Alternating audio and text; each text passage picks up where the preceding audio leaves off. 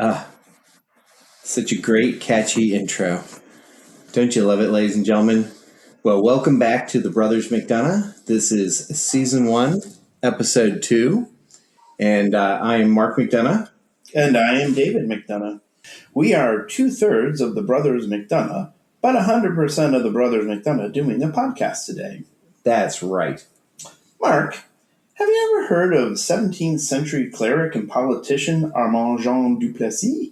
Well, yeah, Dave, we've been researching this podcast for months. I meant before. No, and yet Armand Jean's influence can be felt right up until today. In fact, as we'll discuss later, Henry Kissinger claimed in his memoir that Armand Jean Duplessis really started an entire form of modern diplomacy. Oh my goodness. Well, in fairness, perhaps the reason that no one has heard of him is that he adopted the name of his ancestral hometown, Richelieu.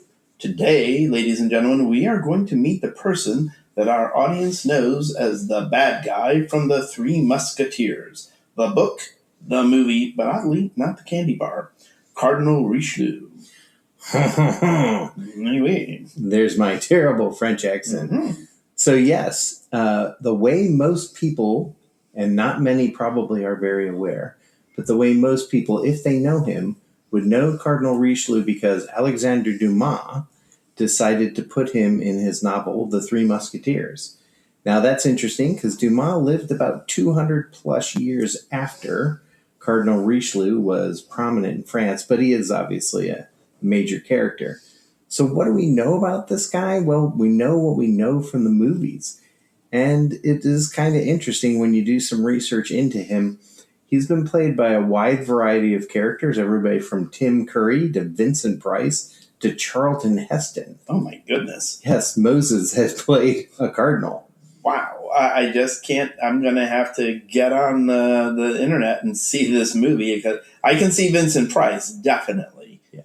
Tim Curry, I saw that movie. Yeah.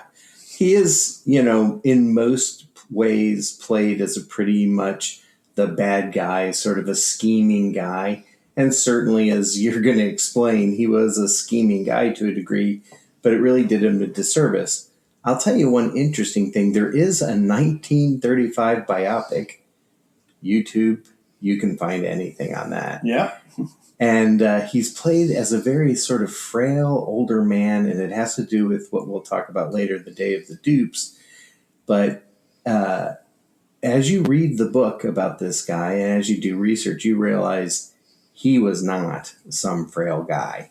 I mean, you're going to explain that this was not exactly your prince of the church kind of guy. He was riding around leading armies. Well, it was 1600, so yeah. Anything goes.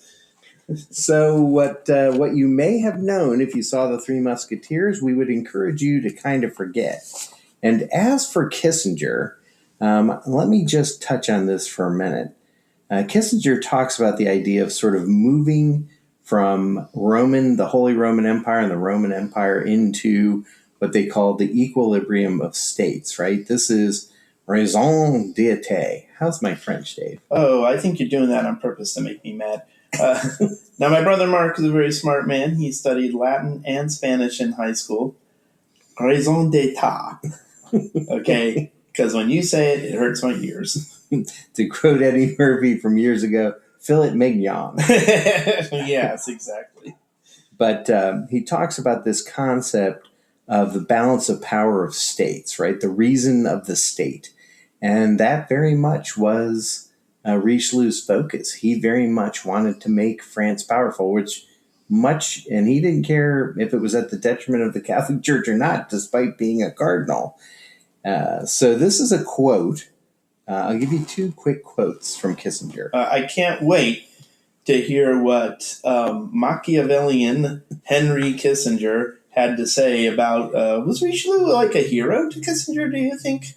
Yeah, he clearly, as you read this chapter in Kissinger's book, Diplomacy, he was like, he is my kind of guy. Sorry, that's kind of more Arnold Schwarzenegger than Henry. No, that's pretty good, actually. Mr. President. Yeah. But here's a quote from Kissinger. The earliest and most comprehensive formulation of this new approach came from France, which was also one of the first nation states in Europe. France was the country that stood to lose the most by the reinvigoration of the Holy Roman Empire. The principal agent, by the way, I'm blending two quotes together. The principal agent for this French policy was an improbable figure, a prince of the church, Armand Dupleix, Cardinal de Richelieu, first minister of France from 1624 to 1642. Now, this is one of my favorite things right here. Upon learning of Cardinal Richelieu's death, Pope Urban VIII is alleged to have said, "If there is a God, the cardinal will have much to answer for.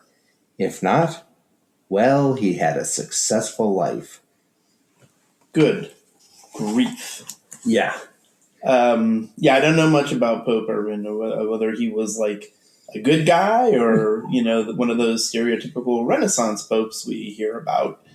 But still, this guy was a cardinal and the Pope's like, yeah, who knows what's going to happen to him after he dies. It's always good when the Pope is questioning the existence of God. Yeah. Speaking of questioning, can I correct your French one more time? Absolutely. That's not Armand Jean Duplessis. It's Armand Jean Duplessis, and his name was Richelieu, which literally means rich place. His place got pretty rich, by the way. So like Malibu? There was a Malibu in France. All right, so some basic facts about Richelieu. Cardinal Richelieu was born on September 9th, 1585. I guess that would make him a Virgo, right? His family had the bishopric of Lucon, or they had the right to appoint the bishopric. Now, maybe you want to correct my English. Bishopric of Lucon, which was like, just some little out-of-the-way town, and I believe it's southeastern France. Richelieu's older brother, Henri, was expected to be named bishop, and Richelieu was sent off to, I believe it was Pluvinal, for a military education. But in 1602, Henri, his older brother, decided to become a monk and joined a monastery. So it would fall to Richelieu to be appointed bishop. Well, I suppose that military education was a waste of time since Richelieu became a bishop. Oh, you think so, but as we shall see, his military training came in quite handy.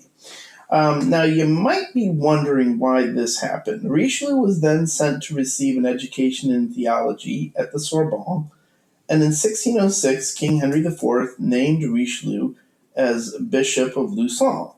So you might be wondering, why is the French king naming the bishop? Isn't the Pope supposed to name the bishop? I mean, is that... Seems a little fishy. Yeah. Well, France and the Catholic Church, a dysfunctional love-hate relationship. The French are very, very adamantly Catholic, as we shall see during the wars of religion that are coming up. But they also don't like the Pope, who's Italian, usually, telling them what to do. And the French crown was always struggling for power because, let's face it, the Pope was a politician as well as a leader of a church in those days. So they signed a peace treaty called the Concordat de Bologna, which gave the King of France the power to name his high church members. Now, I don't know if you've ever seen that movie where the guy's painting the ceiling. What's that movie? Agony and the Ecstasy? Is that what it is?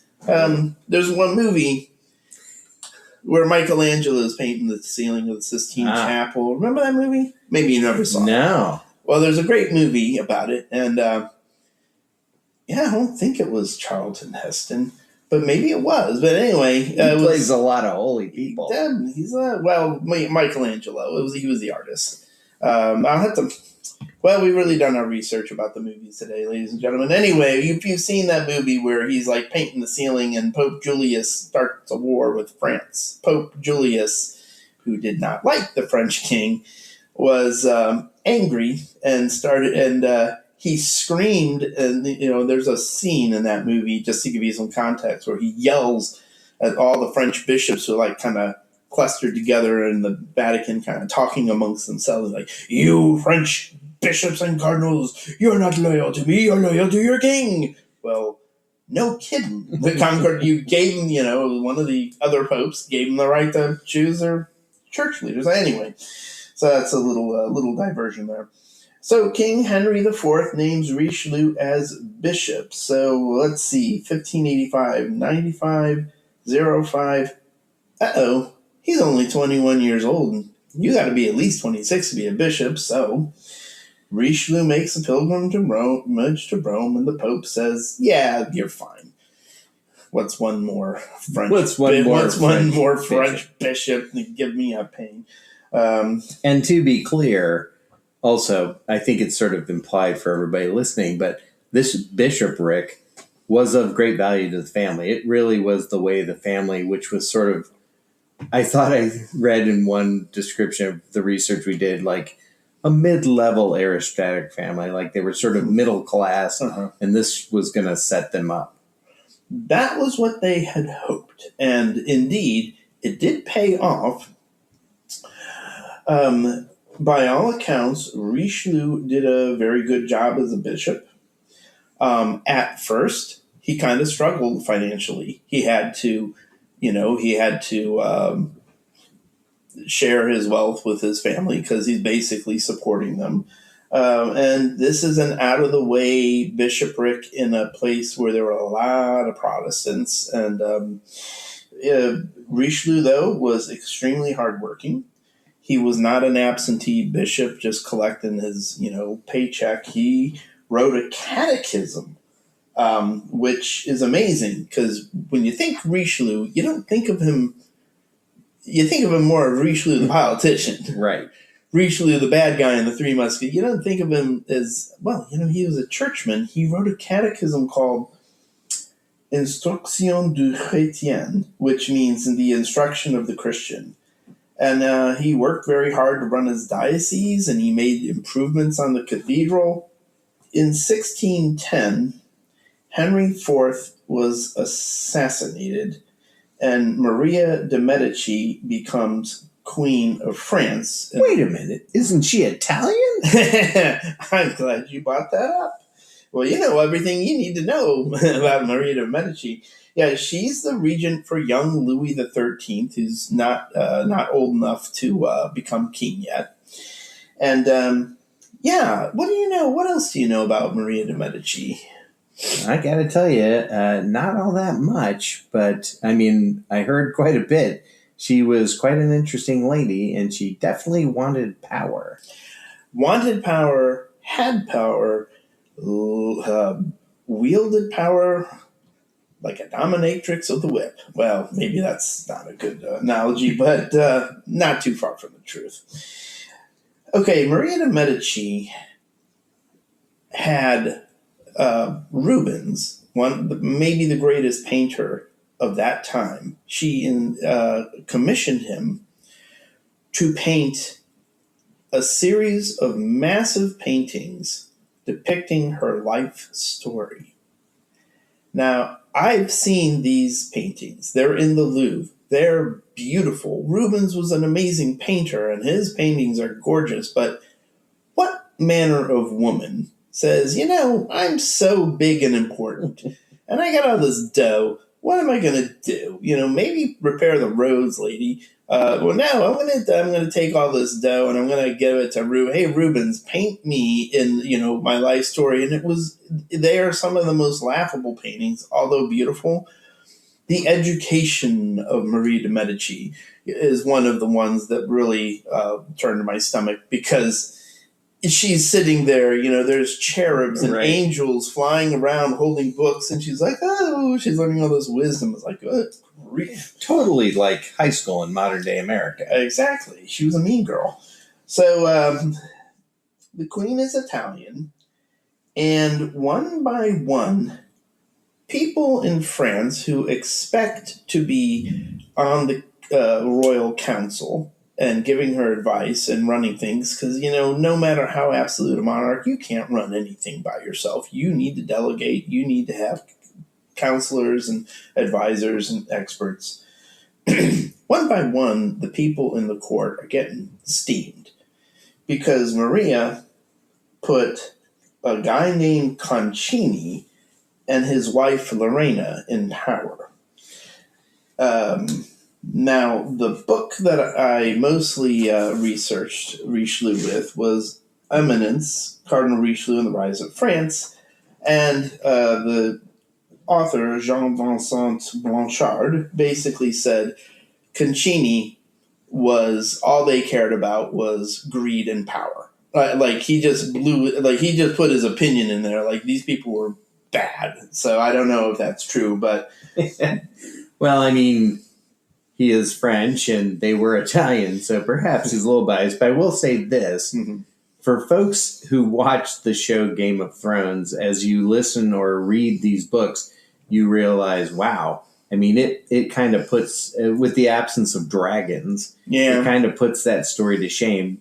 There was a lot of power grabs and a lot of intrigue. If there were dragons, more people would pay attention in high school history class. But anyway, So let's see, the Concini. Where am I? So Concini and Lorena are getting more and more power, more and more money, more and more jobs and appointments. And the princes and nobles of France begin to leave court, and they begin to go back to their home territories and castles and arm themselves. That's a bad sign. And maybe just a comment on that for people who think, like, France was not a unified, happy, the king, and in this case, the queen is sort of all-powerful.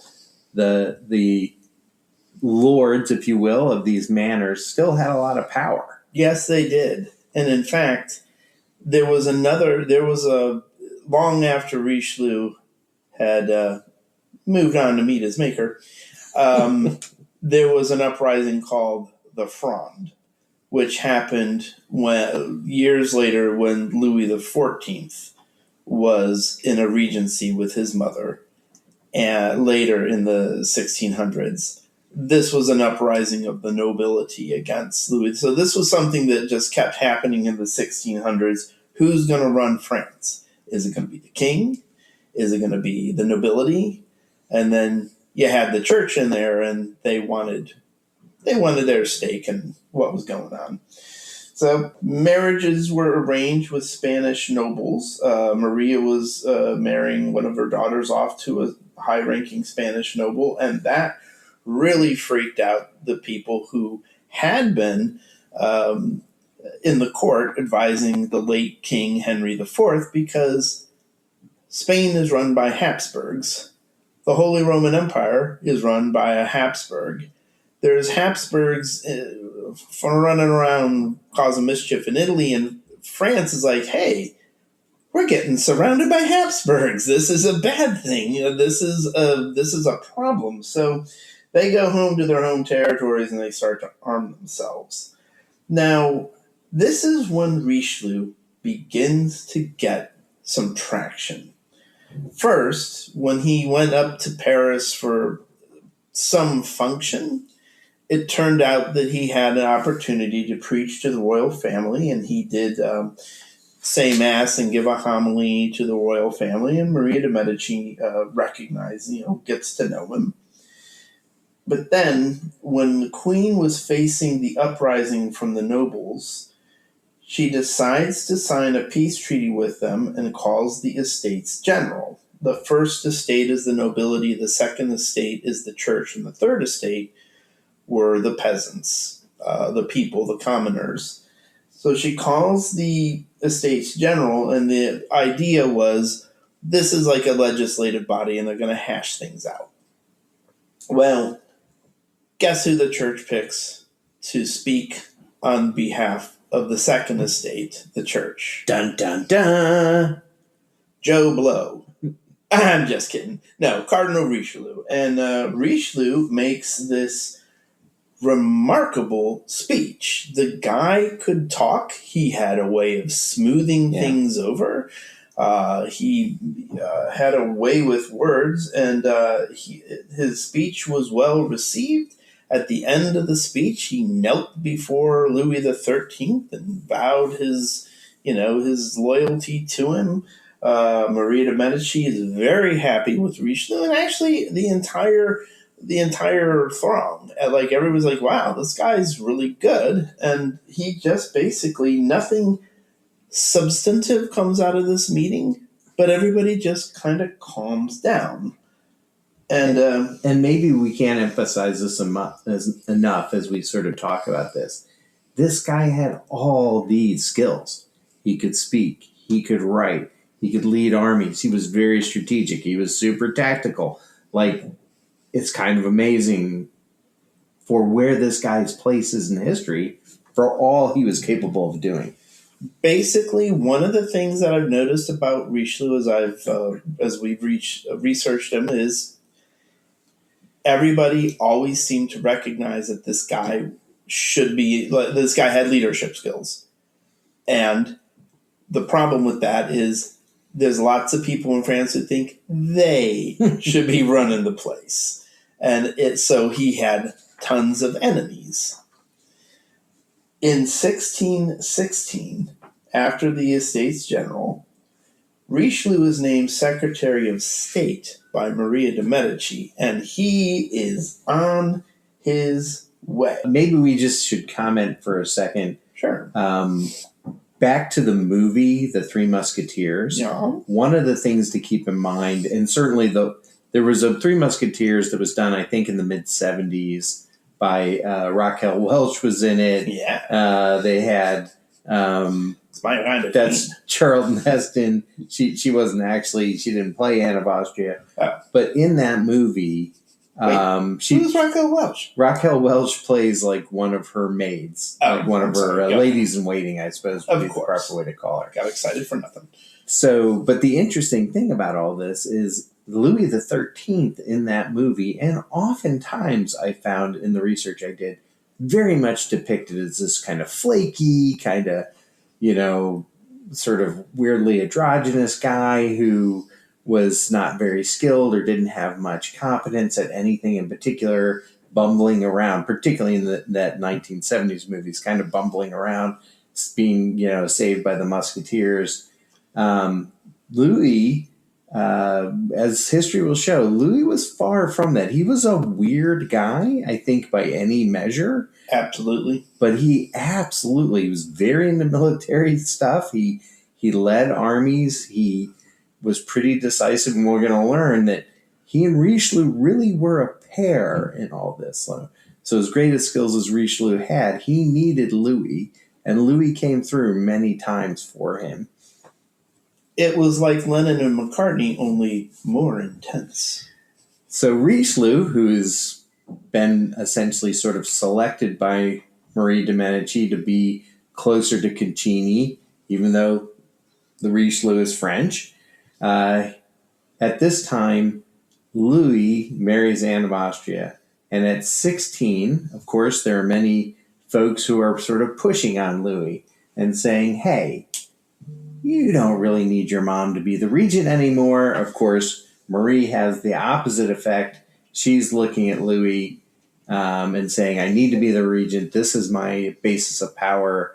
And at 16, Louis decides to be a teenager and rebel. Yeah, what crazy thing did Louis do to rebel? Did he start skipping school and smoking weed, or was he just like swearing and what did that nutty 16-year-old rebellious teenager do? Yeah, kind of that type of stuff, and he also hatched a plot to isolate Marie de Medici's highest-ranking advisor and have a guy shoot him directly, like, in the face. Yes, our boy Louis XIII had his mother's favorite advisor, Concini, assassinated in broad daylight. I mean, come on, we did the same thing when we were 16, Mark. The crazy thing, too, I mean, there's so much crazy about this story, is that literally Caccini's like walking across a bridge to go into the castle for a meeting, and they quick pull the drawbridge up, and all of his entourage gets stuck on the other side. Womp womp. And they surround him, and the guy steps forward and shoots him. Boom. No more Caccini. Well, a point of order. I think they arrested him first. Then the guy pulled out the thing and shot him. So they made it all legal. So yeah, it's legal. I mean, he was under arrest. And, you saw him. He was resisting. I don't know how that went down. So let's take a look. So you got Richelieu. Now, Richelieu's not working for the king. Exactly. He's working for Maria de Medici. And the king is trying to get his mother out of the picture because he's, a troubled teen. So Richelieu's in a difficult situation. Although he knelt before the king and pledged his loyalty, his boss is basically killing Caccini as a way of Louis putting his mother on notice. So there was a bit of an incident where on the morning of April 25th in 1617, there was a huge crowd on the Pont Neuf, and the Pont Neuf is near the castle, right, where Louis is? The Pont Neuf is the oldest bridge in Paris. That's why they call it Pont Neuf, which means the new bridge. Now, it was just at that time it was new. It was basically his father, Louis's father, Henry IV, built the Pont Neuf, and shortly thereafter he was killed. Not because it was a bad bridge; it was a completely different thing. Actually, should I mention why Henry IV was assassinated? Sure. Maybe we should do that for some context. Now, France had some wacky problems with Protestants and Catholics killing each other. And I'm not going to go into the whole St. Bartholomew's Day massacre thing, but long story short, Henry IV converted to Catholicism to avoid being killed during the St. Bartholomew's Day massacre. Then, as soon as he was out of Paris, he's like, screw this, I'm a Protestant. I just said it so they wouldn't chop my head off. Then, the War of the Three Henrys broke out between Henry of Guise, Henry of Navarre, who became Henry IV, he won, and Henry III, who was dying without a male heir. Henry IV wins, but Paris is so Catholic that they refuse to let him in. So he could lay siege to Paris, which is very risky, or he could just become Catholic again. So he said, and it is said that Henry IV said, Paris veut bien une messe, which means Paris is well worth a mass. And I don't know if he said that, but it's a cool quote, and every historian knows that. Go ahead. If it's like Saturday 5 o'clock mass, or the full Sunday. Will they be playing the guitar, or? That's right. Did they have organ music? Yeah, I don't like the happy clappy stuff. Well, anyway, so he becomes a Catholic, and he's what you call theologically fluid. I guess so. And he issues the Edict of Nantes, which means Protestants will have protection under the law, and they can practice their religion without persecution. And everything's fine, and France becomes peaceful, and everyone lives happily ever after. No, not exactly. If they did, we wouldn't be talking about Richelieu. Ravaillac, the mad monk, actually he wasn't a monk. He was just some nut. There was a guy named Ravaillac. I just like saying Ravaillac, the mad monk. No, a guy named Ravaillac, who was a fanatic by today's standards. He believed that Henry IV's conversion to Catholicism was insincere.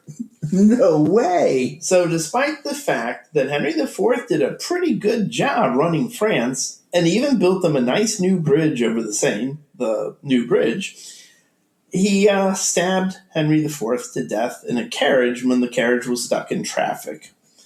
I'm not going to tell you what they did to Ravaillac, but it was pretty bad. Yeah. Well, as we're going to learn in just a second, They're good at doing bad things to people. You got that right, Mark. Richelieu is going across the Pont Neuf, and his carriage is stopped by an angry mob. And basically what has happened is, after Concini was murdered, his friends quietly buried him, I believe overnight. But then his enemies, who were emboldened by the fact that Louis was now taking control from his mother, dug up Concini's corpse. Oof. And let me see if I can find the following here. You can put some music on while I'm looking for the... Here we go. Concini's killing had not satisfied all Parisians. Around 10 o'clock, a clamor arose from Saint-Germain-l'Auxerrois, a church near the Louvre, where Concini's few remaining friends had hastily buried his body in the middle of the night. Hundreds of men, women, and children erupted from the narrow streets that surrounded the palace and ran toward the Pont Neuf. Those on the bridge discerned they were dragging Concini's naked cadaver pulled with a rope.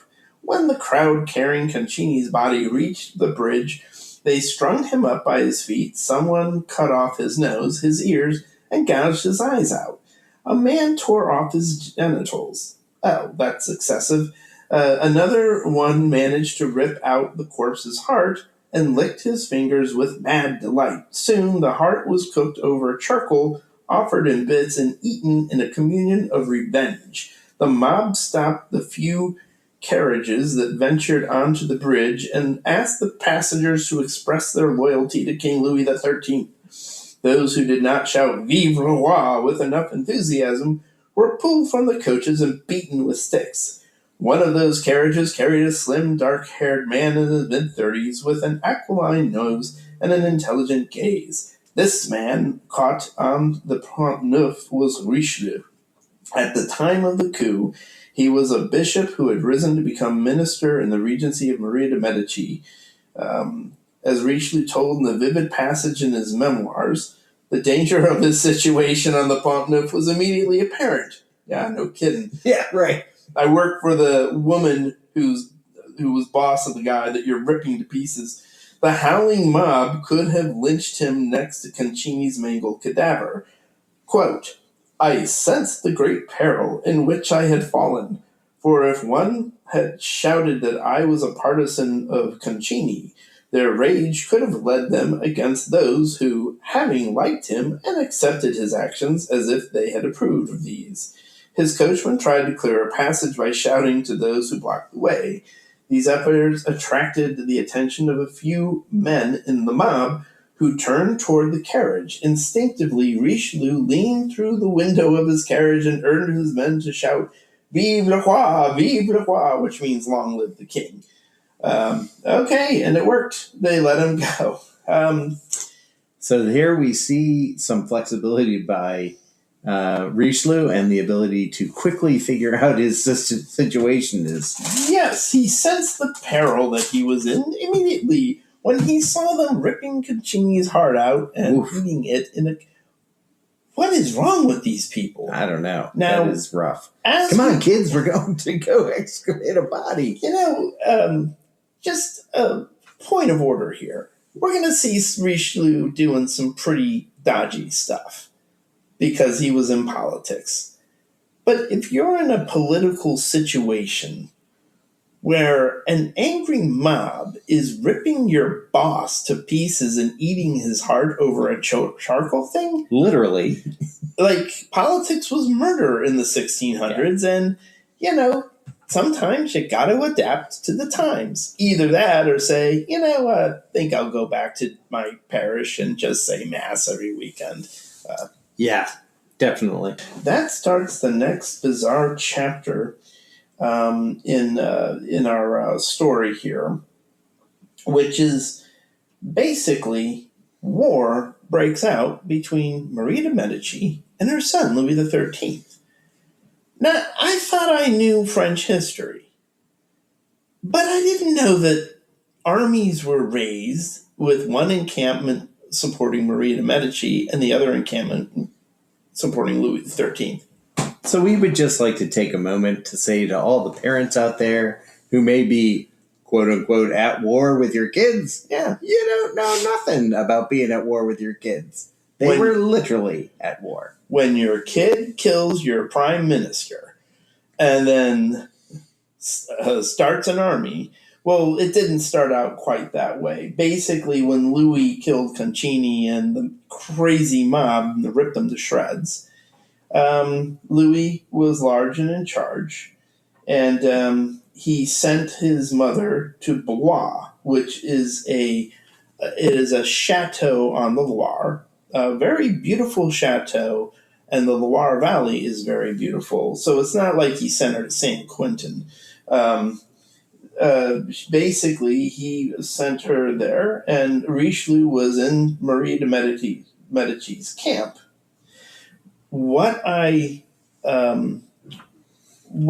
got from the book Eminence was that Richelieu couldn't just say, okay, I'm leaving now, I'm going to go work for the king. He couldn't be seen as being disloyal to the woman who had mentored him and gave him so much. Right. That would have been a bad move, and Louis wouldn't have had any respect for him. So he's got a tightrope, because he's probably figuring, since he's quite an intelligent guy, that sooner or later, Maria is going to have to cede to her son, and her son's going to, her son is the rightful heir. Yeah, it is mountains and mountains of intrigue how Richelieu, I don't want us to sort of underplay the razor's edge that he was walking in all this, for sure. Okay, so now we have mom and child ready to do battle. Did they actually fight? Well, funny you should ask, Mark, because as the Richelieu, he negotiated and spoiled for time to raise up enough of an army to challenge Louis' side, and then, from a position of strength, they negotiated. And they negotiated a peace successfully. Saving so many lives. Oh, not so fast. With Maria de Medici, nothing is simple. At the last minute, they've come up with basically a peaceful, negotiated solution, and all they need to do is get Maria de Medici to sign off on it. Well, Maria de Medici liked to sleep late, and she was asleep, and even though it was noon, if you woke up Maria de Medici, she was liable to have, quote, a fit of ugly temper. This woman was so formidable, not even Richelieu had the cojones to wake up Maria de Medici and get his head bitten off. What? Yeah, so when she finally rolls out of bed in the afternoon, the peace treaty is ready to be signed, but the battle has already begun. So, no lives were saved. In fact, the queen lost about 700 or 800 men in what I consider a completely unnecessary battle, where, by the way, Louis kicked the crap out of the queen's army, routed them. Again, he's a 16-year-old boy, right? So we have this perception of Louis as being a flake, but his first encounter at a war, he's very successful. He was an avid hunter. He liked action, got bored during the siege of La Rochelle, as we'll see, and just went home to go hunting because he didn't like to sit around. He wanted to see action. So no, this guy was not a sissy boy when it came to war. After the needless routing of Maria de Medici's battle, Louis was very magnanimous to his mother and signed a generous peace treaty. And she was on the council, but it was understood that Louis was now the real power in France. But what about our boy Richelieu? In the treaty that they signed, Marie de Medici insisted that Richelieu should be named a cardinal. That didn't happen for a few years, but it was destined to happen. And this is I don't gotta tell you, he went from bishop of some no-name parish in Lausanne to a cardinal. That's a big step up. And this is also the acknowledgement of him working both sides of the street, right? Now Louis would hold all this power and Marie would have a yo-yo, as we will see, of a relationship with her son on and off and on and off. Mm-hmm. And all through it would be Richelieu, who she wants to become a cardinal and years later would desperately want to get rid of. Yes, she would. She was a fickle mistress. You think your boss is a jerk? Try having a boss who's such a rhymes with witch that you can't even wake her up to stop a battle and needless killing. And we'll see how she turned against Richelieu. But at this time, she loves Richelieu, thinks he's great. She's on the King's Council, but no one's listening to her. She wants Richelieu on the King's Council because Richelieu is the real deal.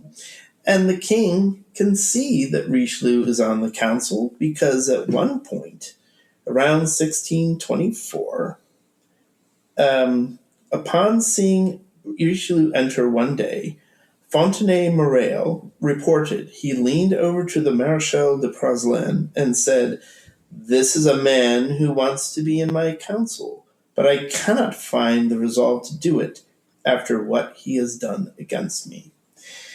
However, Louis eventually relented, and in 1624, Richelieu was made a cardinal. The war happened in 1620. 2 years later, Richelieu becomes a cardinal in 1622, and then in 1624, he's on Louis XIII's council. And his power would just grow and grow and grow till his ultimate death. Yes, that's correct. But as we will see, he had some ups and downs. It was definitely not a linear situation. Mark, have you ever felt that the dames were conspiring against you? Dames. I sound like I'm in a 1930s movie. Gotta watch out for the dames. Exactly. Well, more like the dames of the 1600s. Because what we see next, the next roadblock in Richelieu's career is the conspiracy of the dames. Now, I have to tell you, Richelieu, by now, has spies. He's spying on Anne of Austria. He's spying on, he didn't probably have to spy on Marie de Medici, but he had spies all over the place. Anybody who was anybody in France, somebody was keeping an eye on him and reporting back to Richelieu, and he had the power and the money to pay people off to let him know what was happening. This comes in handy when you're Richelieu and everybody hates your guts and wants you to die because you've got the king's ear. So, here is where it gets weird. Wait a minute. We ate a guy's heart a little while ago. Here's where it gets slightly less weird, but you might want to sit down, ladies and gentlemen, for this, because it's actually kind of confusing. Louis is married to Anne of Austria. Louis liked to hang around with his favorite courtiers who were gentlemen, if you know what I mean. But I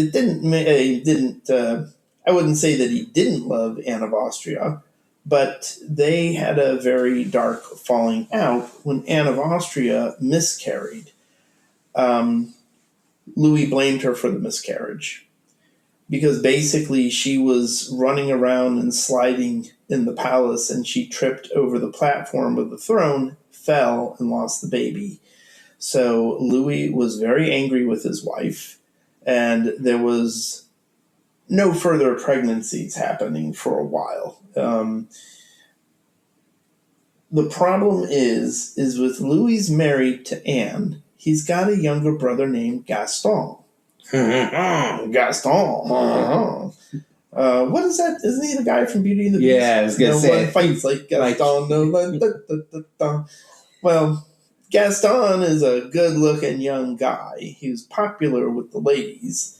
And turns out Marie de Medici is now saying Gaston's getting to be a grown man and we need to get him married. which is a problem. Louis is freaking because he's not getting along with his wife. He doesn't have an heir. What if Gaston gets married and they have a child? Well, then that means Louis is in Louis's power and Anne's power, Anne of Austria, their power is diminished. Right. So turns out that Marie de Medici wanted Gaston to marry his cousin, Bourbon. What? Nothing unusual about that. And Gaston was not interested in marrying her. He was against the marriage. Anne and Louis should have been against the marriage, but once Maria de Medici came out in favor of it,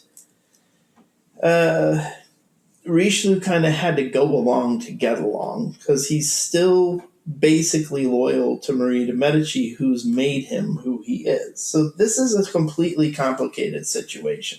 Richelieu should be against Gaston marrying, because Gaston doesn't like Richelieu. Basically, in comes a woman named Madame de Chevreuse. She's a very, very beautiful woman. As you may have guessed, Madame means she's married, but she's fooling around with a young man named the Comte Henri de Chalais. And they go to Gaston and they start to conspire with him so that he won't have to be married. Basically, somebody gets to Anne of Austria and explains, what if Louis XIII should happen to die? Whoops. We don't want Gaston to get married because the king's widow, you, Anne of Austria, you could be the one to marry Gaston. So now it gets really complicated. We don't know how much Anne was in on this plot. Some say she was. I'm skeptical about that. But she wanted to get along with Louis, and there's Gaston, younger, better-looking brother of Louis. And right. Anne of Austria, and Gaston were very fond of each other. So maybe she knew something about this. We don't know. So now we come to 1626 and the conspiracy of the dames. The conspirators realized that if anything was going to tip the balance of power toward Gaston, and I'm reading from Blanchard, sorry, sometimes I'm quoting the book, and I think I failed to mention that. Cardinal Richelieu would have to be dealt with first in drastic fashion. Some proposed that he should be kidnapped and freed in exchange for the marshal's release. The marshal was a guy that got thrown in the prison. Others, including the newly recruited Chalais and nobles in Gaston's entourage, wanted him simply eliminated. Gaston did not protest upon hearing these schemes, and so Chalais and his group decided to surprise the cardinal at a residence he occupied near Fontainebleau. Now you can correct my French if you like. Ask for hospitality in advance of a courtesy visit by Gaston, and then provoke a brawl after dinner. In what would appear as a tragic accident, they wanted the cardinal to die from stabbing. We cannot make this stuff up. We really can't. I mean, this is like, you thought Iran-Contra was weird. They're just going to, it'll be easy. I start a fist fight. We'll make it look like I accidentally stabbed Richelieu. No one will ever figure out that we wanted to kill him. Except that Richelieu had a bunch of people spying on everybody, and he learned about the plot. Oops. So what do you suppose went down at Fontainebleau, Mark? Well, I know this. Richelieu was not going to have his demise. No, he was not. He was too smart for them. Now, basically, what Richelieu did was he welcomed these people in, Gaston's friends, and they came in and they sat down to dinner, and then Richelieu, without explanation, simply got up and left. Oh, I have to go to the bathroom for a minute. Going out for a pack of smokes. maybe he was going out for a pack of red wine since it's France. Yeah. One goes out for a pack of cigarettes or something. And where do you suppose he goes? Gosh, Dave, I can't possibly think where he would run to. He rushed to Fontainebleau, where Gaston was staying. Oh, I apologize, ladies and gentlemen. Gaston was staying at Fontainebleau. I'm not sure what palace Richelieu was staying at, but I bet it was a really nice palace. Anyway, so Gaston rushes over to Fontainebleau, and he goes in and sits in Gaston's room and waits for the sun to come up. So Gaston's sleeping like a little baby, just waiting and waiting for Richelieu's demise. And quoting the book, on the following morning of May 11th, 1626, Gaston had quite a surprise at his ritual awakening. When the servants pulled the curtains off his bed, he did not see a courtier ready to announce the death of his enemy, but Richelieu himself standing over him. The cardinal was the most prominent person in attendance, and as such he stood ready to present the prince with his shirt. They had a thing called leve, lave, coucher in France, where if you were a royal dude, the most important guy got to hand you your shirt. And this is just nuts, this part. It's a French thing. I don't get it either. But okay. So, yes, he's the most prominent person in attendance. As such, he stood by ready to present the prince with his shirt. Before proceeding, he very politely dropped that he would be very grateful in the future the prince could give him advance notice before coming to his house, so that he might provide him with the best reception possible. Then he handed Gaston his shirt and promptly left. Gaston, you look like you've seen a ghost. The ghost, you say, may be your own one day. Now, Mark, you described this as a mic drop. Yes, they didn't have microphones back then, but maybe one materialized in Richelieu's hands after he handed him his shirt, because if that ain't a mic drop, I don't know what is. Well, and the other thing is, so Richelieu gets tipped he's going to get murdered in this weird accidental brawl.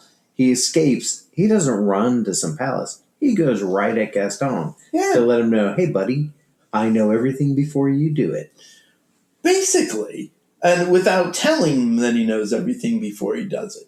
Yep. It's just like... Right. I mean, he could have totally blown him up. He could have gone to the king with these allegations. But instead, he just says, I'm just going to freak Gaston out for eternity. So now, Richelieu, we see another side of Richelieu. He becomes really depressed. For those of you who think of Richelieu as this evil SOB with no feelings, right?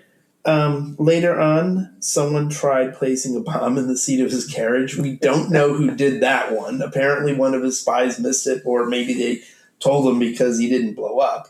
But Richelieu, he gets really depressed, and he wanted to quit his job. And he starts writing these letters to Louis saying, this kind of stinks. Everyone hates me.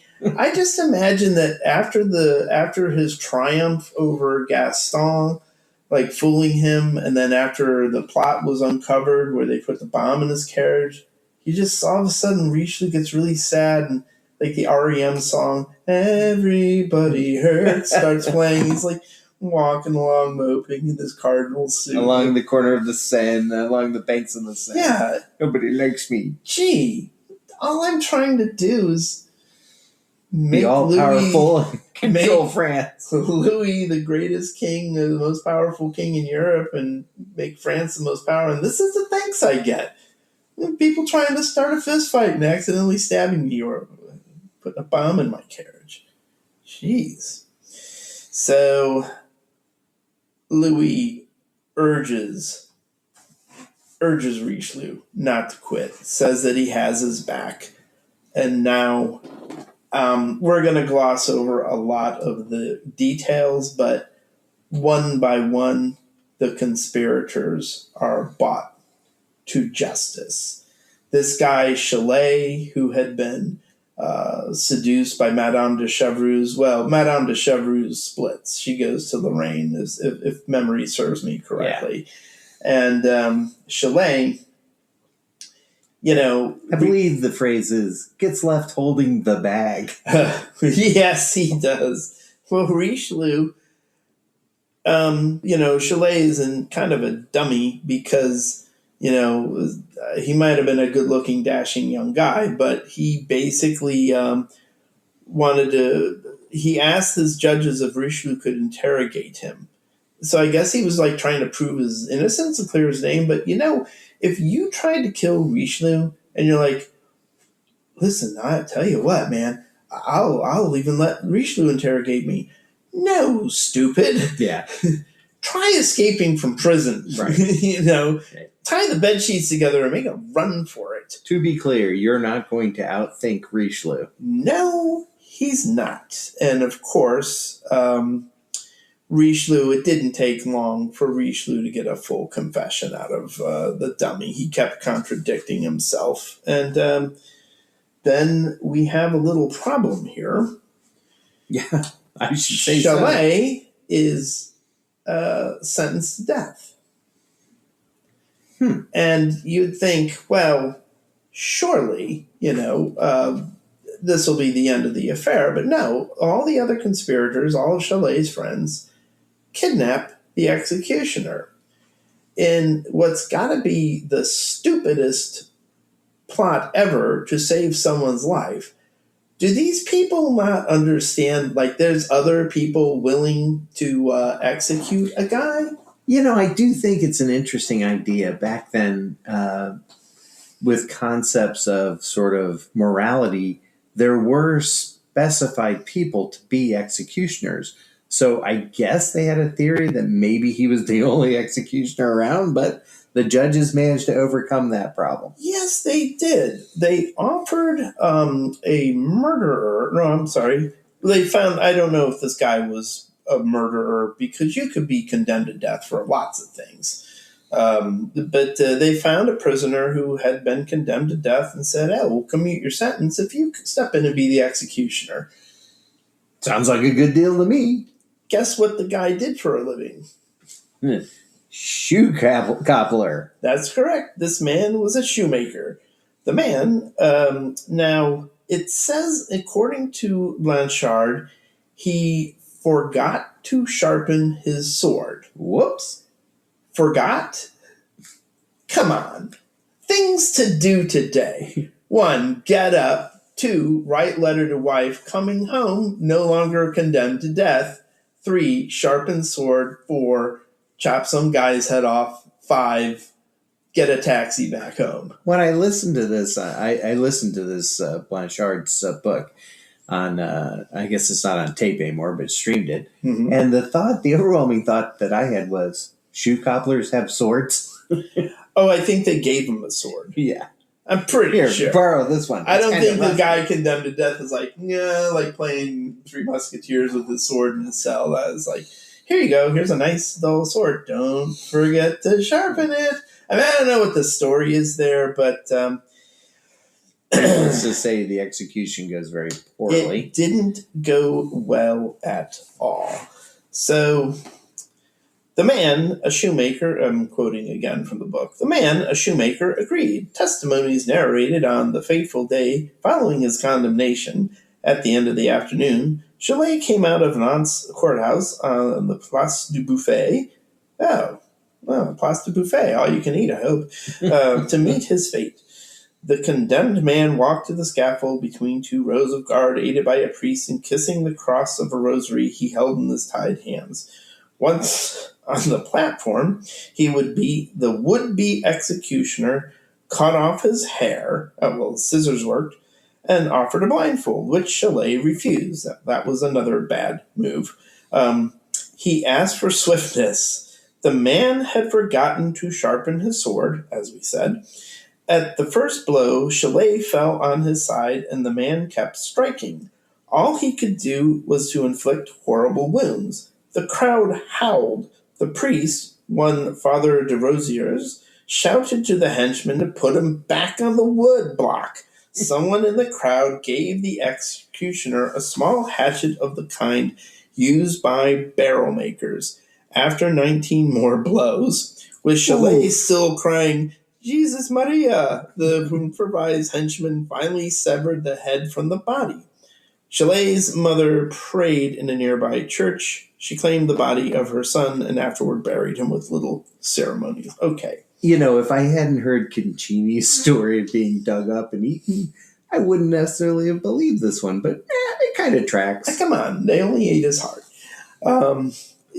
This is just really sick, which is why we included it. But Absolutely. I have a question. Somebody in the crowd says, "Here, use this." Like gives him a hatchet from his barrel making. So he shows up. I'm sure it was just a coincidence that he might have been a barrel maker who had an axe. But, I'm tempted to wonder if, like today you take your glove to the baseball game in case there's a foul ball. Yeah, I'm going to the execution. Going to bring my little barrel making hatchet just in case. Yeah. Here, buddy, try this one. Oh, my goodness. So, guess who didn't get executed for this? Gaston. No, he was playing cards when he heard about the Chalet's fate, and he just kept on playing. Just didn't. Gaston was kind of an SOB. Oh, yeah. Now, I mean, as time and again, as we went through this, it was clear that Gaston was not a good guy. Next, we must turn our attention to the Huguenots, the French Protestants who had a stronghold on the Atlantic coast in the city of La Rochelle. So this is interesting. It's sort of to give folks some context. It's important to remember at this time that France was not one unified country. There were still lots of castles and sort of fiefdoms and lords that controlled things, and La Rochelle represented a stronghold for the Protestants in a predominantly Catholic country. The other thing we're going to talk a lot about is sieges, which were the major way many battles were fought, or the primary way, perhaps I should say. Yes, France was one of the first nations to rise up out of the medieval times as a modern nation state, but like you said, the nobility wanted to be in charge, the king wanted to be in charge, the church wanted to be in charge. There were a lot of different factions, and then when the Protestants came along, there were further divisions and a big civil war in the 1500s. But La Rochelle had municipal rights, which is interesting. So in 1621 and 1622, Louis XIII waged war against Protestants in the south of France, and it did not go well for the king, partly because scarlet fever broke out both times. Ah, yes. Once again, disease being the big winner in a war. That's right. Disease takes the cake. Takes a lot of lives, too. A treaty would be signed later in 1626. Another treaty was signed with the Protestants. Each time, the Edict of Nantes, or Nantes if you speak French, which guaranteed the rights of the Huguenots to practice their faith according to their conscience, was upheld. And that was really, in my opinion, the most important thing that the Protestants cherished. That edict, by the way, was instituted by the late King Henry IV, Louis XIII's dad. The super malleable, sometimes Catholic, sometimes Protestant king. That's right. The Paris is well worth a mass guy. That's right. So, David, the treaty's signed, peace breaks out, Protestant and Catholics, everybody sings Kumbaya. Yes, that's right, Mark. JK, LOL. No, they soon went back to killing each other. Nuts. I thought for sure this one was going to hold. Well, the Huguenots did not trust Richelieu. I wonder why. And Richelieu was suspicious of a possible alliance that could occur between the Protestants of La Rochelle and the English. And I get the impression that at first, La Rochelle was caught between international affairs. Although Louis's sister was married to King Charles I, an alliance between England and France never developed, and the Duke of Buckingham and Richelieu did not like each other. What's that? The French and the English not liking each other? So we're talking like the guys from Monty Python, Holy Grail? Your father was a hamster. Your mother smells of elderberries. Yes, historians agree that episode of Monty Python is historically accurate. So remember, folks, if you're keeping track at home, Buckingham was did not only hate Richelieu because of the fight between the Protestants and the Catholics, but you remember Richelieu interfered with Buckingham's ability to try and get with, as the young people say, Anne of Austria. You know, the Queen. Yeah, married to Louis XIII. I don't know if I can say the word I want to say here, but yeah, he interfered with that. And he also declined to give Buckingham a passport when Buckingham wanted to come back to France for some official visit. The two men they began to hate each other more and more. But then the Cardinal was never really a popular guy with a lot of people, though, in fairness. Okay, so on July 20th, 1627, the English fleet attacked the nearby Isle of Ré, that is off the coast of La Rochelle. And Richelieu was scrambling to build a navy and mount a response because they didn't really have a navy to speak of. That navy is still under construction when the English attack. If the people of La Rochelle were uncertain that uncertainty ended on September 10th when they fired cannons at the Royal Army that was building fortifications around the city, the siege of La Rochelle had begun. The tables soon turned against the English, who were defeated during the French counterattack, and Buckingham sailed back to England and assured La Rochelle that Charles I would not abandon them. Sure, he wouldn't. Now, an architect approached Richelieu with a plan to build a huge dam around the city to prevent it from being resupplied from the sea. The project started in November 1627, but a fierce winter storm toppled the huge blocks. Destroying the dam, Dave? No, actually, it created a slope that calmed the ocean waves.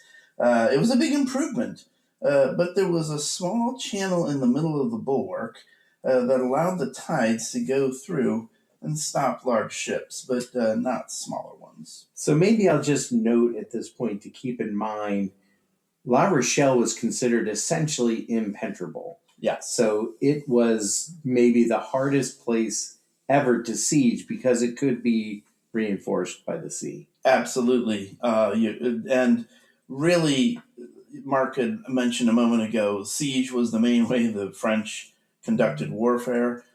That's because they didn't always have an effective standing army. So if you just surrounded them and didn't let anybody out, the city would hopefully starve. So an English ship moved through the bulwark in March of 1628 to deliver supplies and a promise of English military support. Richelieu needed to solve the problem of how to stop it from being resupplied. And eventually, French engineers put a series of spikes in the small channel. This acted as an effective barrier against ships, large or small. The summer of 1628 was a brutal one for the people of La Rochelle, and this is where it kind of gets ugly. So if you're squeamish, turn it up so you can hear this. The people ate horses, dogs, sorry, go ahead, cats, and rats. I don't have a rat voice other than, hey, you, come here. You dirty rat, you're my lunch. Okay, sorry. Let's see. The Royal Army, yes, all comestible animals were devoured. The Royal Army pulled up with the crops outside the city walls and shot anyone who ventured out. A woman and her 2 children were shot, at which point Richelieu ordered that only sticks be used to drive people back. Yeah, because he's such a humanitarian. The guy was, he He was a compassionate guy. If men reached the line, like the French line of attack, the trench or whatever, the fortification, they drew lots to see which one would be hanged, and the rest were sent back into town. Eeny, meeny, miny, mo. I'm really sorry, Mo. I'm gonna miss you. Shoe leather was chopped up into tiny pieces, boiled and eaten, and people died of scurvy. Yeah. Which, I always think, well, scurvy is that British thing, and you just eat a lime and you'll be fine. Well, apparently, your gums swell up, your teeth fall out, which we know, but also your limbs really, they just become bloated and it's sick. People were people were so weak that they actually dragged themselves to the cemetery because the gravediggers were too weak to dig the graves. Yeah, as much as we're sort of making light of a few points in here, it really is, as you read the description, an unbelievably brutal siege in general, unbelievably brutal. This particular siege, incredibly brutal. And let's not forget, folks, this is being run by a Catholic cardinal. Yes, and all of France is like, yeah, get him. Like, apparently, this was the beginning of the height of Richelieu's popularity. Richelieu was most of his career very unpopular, but France was really getting into this, at least the Catholic parts of France, and they were very much celebrating this. By the way, I think I may have given this disclaimer in the first episode that we did, but if I didn't, if you hear odd little jingling or snorts and sounds, that is my two French bulldogs. They're here in our palatial studio in my basement. Yes, those noises are not coming from me. Okay.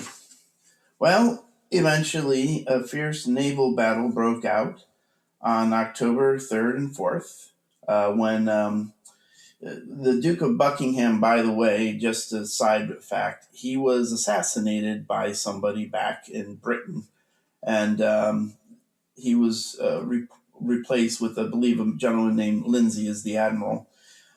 England could not breach the barrier, the giant spikes between the two walls of the dam.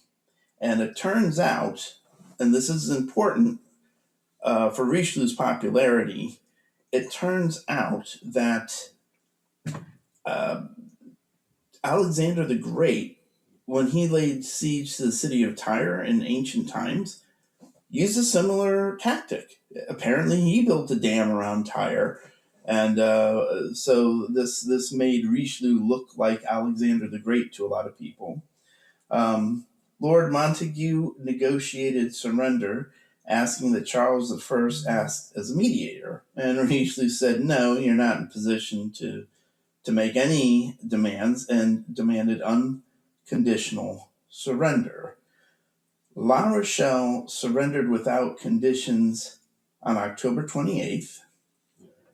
La Rochelle lost its municipal privileges that we mentioned before, but amazingly, the Edict of Nantes was upheld, which is, to my way of thinking, that's the bright spot, is that France was still on board with religious tolerance. There's a couple things about this whole episode that are amazing to me, Dave. Mm-hmm. Aside the fact, of course, that Richelieu's running this major military campaign, his general unbelievable brutality, and yet you have these moments of diplomacy. This is why Kissinger writes about him in his book, where he's willing to keep religious freedom at play because I think in his vision he knows these Protestants are not being driven out of the land. They're going to be here.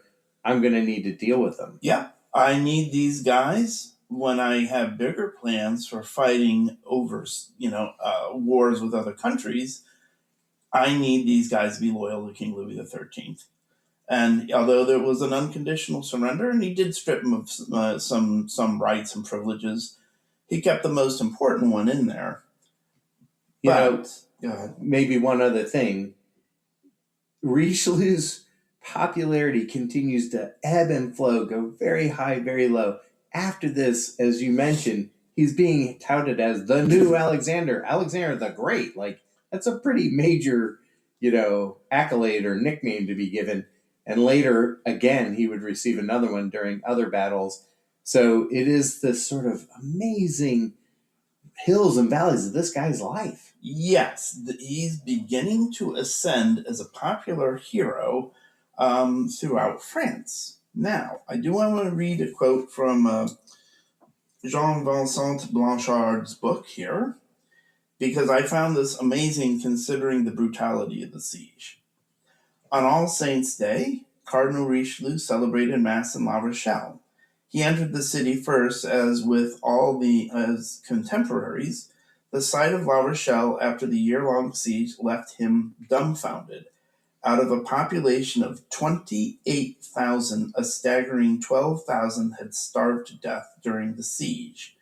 Louis XIII held a victorious parade through the city from the main gate to the Catholic Church, where a Te Deum was sung in the king's presence. This celebration was simple, with none of the pageantry that usually mark these occasions. Companies of musketeers marched first, followed by the generals. Cardinal Richelieu came right after. Only Louis rode on horseback. Emaciated survivors lined the streets chanting with sepulchral voices, "Long live the king who showed us mercy." Yeah. Boy, if that's mercy. Yeah. I hate to see what cruelty is, but guess what, ladies and gentlemen? You're about to find out. So, actually, I don't know if it gets any worse than that. Yeah, that was about the worst one they had. That was pretty bad. Now that he's got the Protestants under control, Louis and Richelieu, in March of 1629, they go down to Italy to fight the Habsburgs and help the ally, the Duke de Nevers. France is victorious, and now Richelieu, because he crossed the Alps and fought a battle in Italy, now he's at the height of his popularity in France, and he's hailed as the new Hannibal, which, in case you're not aware, Hannibal was a Carthaginian general who went up through Spain and crossed the Alps with a bunch of elephants and almost toppled Rome just before they were at a takeoff point and became the massive Roman Empire. But you know who's not happy, Mark? I can't imagine, Dave. I wonder if there's anybody in the court. I remember. Marie de Medici. Louis's mommy. Yep, more and more, she and Richelieu are butting heads at the king's council meeting. She expects Richelieu to be her agent because she basically groomed him and bought him up from a no-name bishop in Luçon, which was a heavily Protestant area anyway, and Richelieu was very talented, but he was her protege. So she still thinks of him as her protege, but now he's in fact the most important advisor in the government, and he's got the king's ear. Yes, well, sorry, Marie. The king is the most important guy in this equation. Yes. So as she sees with anger, the king and the cardinal go back to another Protestant stronghold in Languedoc, which is in the south of France. And there's another battle, and eventually the Grace of Alais is signed in 1629, where they come to an agreement. Something that I find odd, Cardinal Richelieu he'll become hated by everybody, it seems. But when you got to know the guy, he seemed to be able to win the charm offensive. Yeah. He marched into the devastated town of La Rochelle, and they're like, "Hey, the king gave us mercy."